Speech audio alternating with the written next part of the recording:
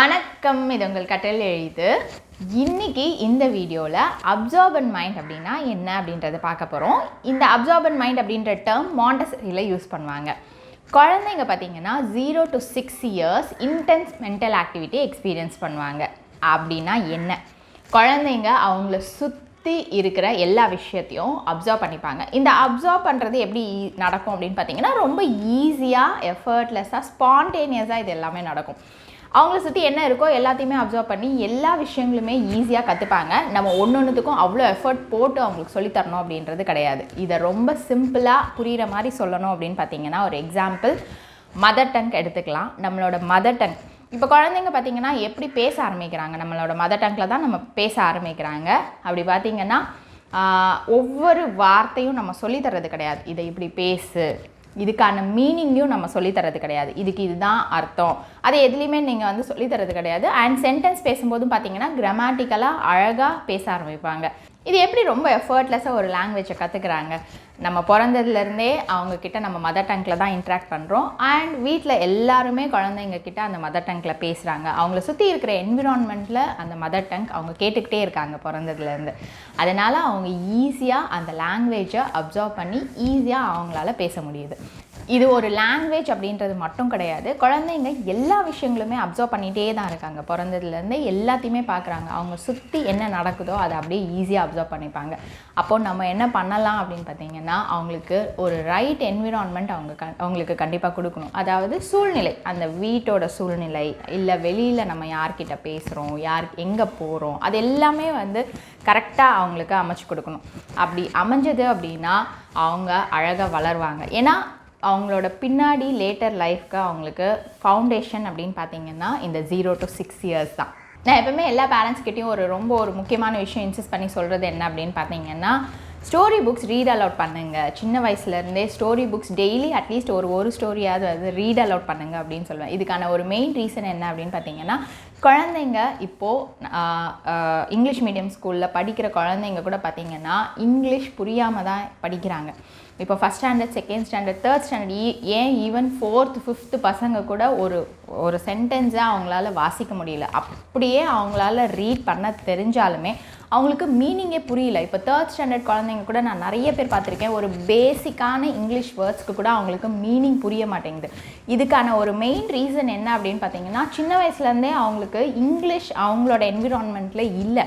ஏன்னா mother tongue நம்ம தமிழில் நம்ம பேசுகிறோம், ஸ்கூல்ஸில் இங்கிலீஷ் பேசணும். இங்கிலீஷ் மீடியம் ஸ்கூல்ஸாக இருந்தாலும் எந்த அளவுக்கு ஸ்கூல்ஸில் இங்கிலீஷ் பேசுகிறாங்க அப்படின்றது தெரியல. அதனால் குழந்தைங்களுக்கு என்ன ஆகுது அப்படின்னு பார்த்தீங்கன்னா, ஒரு பேசிக்கான இங்கிலீஷ் வேர்ட்ஸ் கூட மீனிங் தெரியாமல் இருக்குது. அப்போ பேசிக்காக வேர்ட்ஸ்க்கு இங்கிலீஷ் மீனிங் தெரியல. ஏன்னா டே டு டே நம்ம யூஸ் பண்ணுற வேர்ட்ஸ் ரொம்ப பேசிக், இதெல்லாமே அந்த குழந்தைக்கு தெரிஞ்சுக்கணும் அப்படின்றது இருக்குது. அது கூட அந்த குழந்தைங்களுக்கு மீனிங் தெரியாமல் இருக்காங்க. அப்போ நீங்கள் பாருங்கள், சிபிஎஸ்சி சிலபஸ், இப்போ சிபிஎஸ்சி ஸ்கூல்ஸில் படிக்கிறாங்க, இல்லை எய்தர் மெட்ரிக் சிலபஸாக இருக்கட்டும். மெட்ரிக் சிலபஸுமே இப்போ ரொம்ப ஸ்டாண்டர்டாக இருக்குது.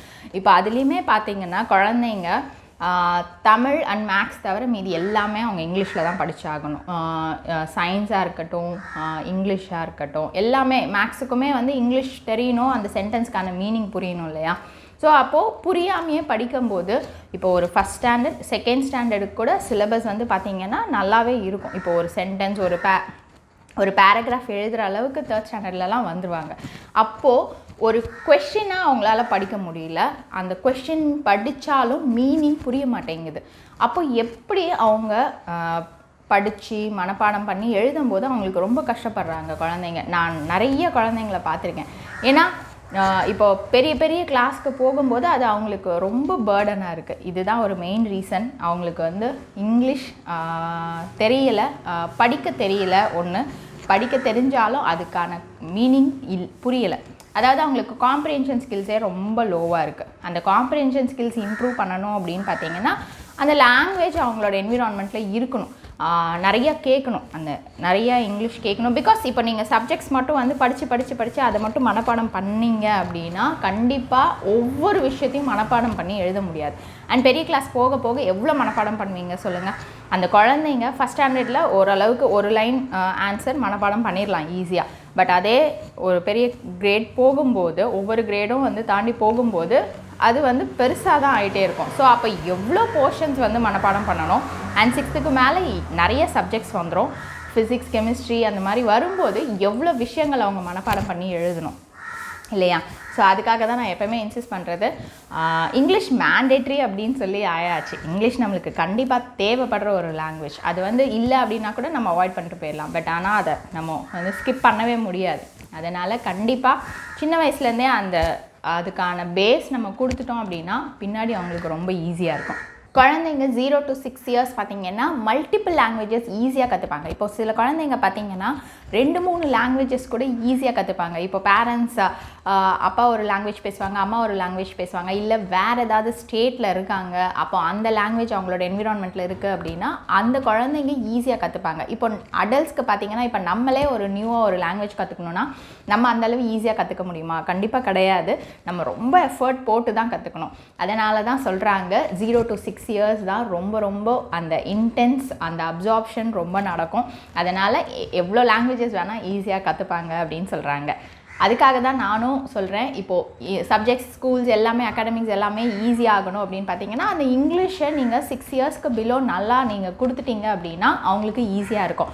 அதுக்காக 0 to 6 years 6 yearsக்குள்ளே தான் கண்டிப்பாக கொடுத்துட்டு நான் இத்தனை நாள் நான் பண்ணலையே, இப்போது 6 yearsக்கு மேலே பண்ணவே முடியாதா அப்படின்னா இல்லை, அப்படி இல்லை.